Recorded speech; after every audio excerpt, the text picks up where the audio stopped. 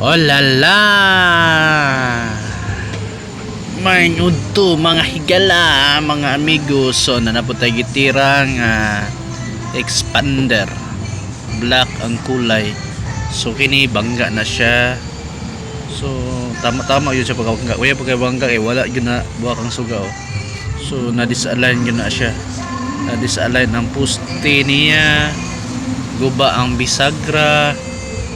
So mo na iyang impact, di na halos masira. So pamitaan na to na pumaagi.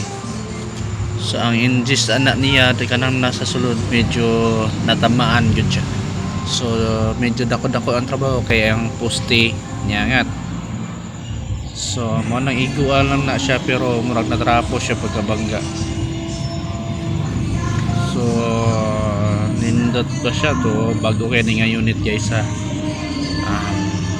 Registration lang ata ni bago pa yun ng gawas.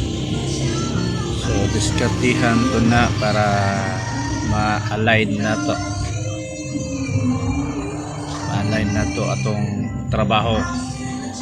So dako-dako yun na siya hilutonon. So martilyo lang ato katapan na. So karon nako nang gibungkag, itanggal nako ang bumper, ibitay lang nako ang bumper na siya nya gi backclass pod nako ang samin ug ang mga mechanism sa sulod. So mo ni siya guys, so apektado naputol gyud siya sa kusog sa impact sa pagkabangga. So putol na siya.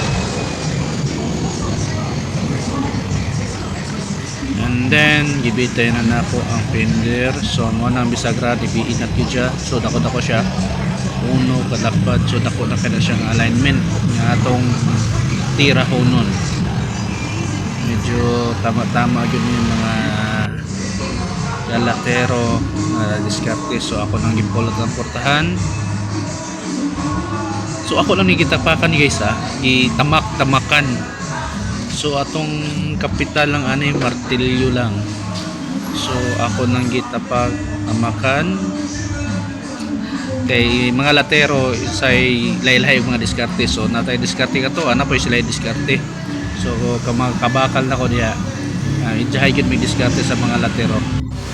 So ayun mahumanan nako og dukdok. So ipakita na ko ang finish. So ang kulang ani painting na lang, pintura na lang.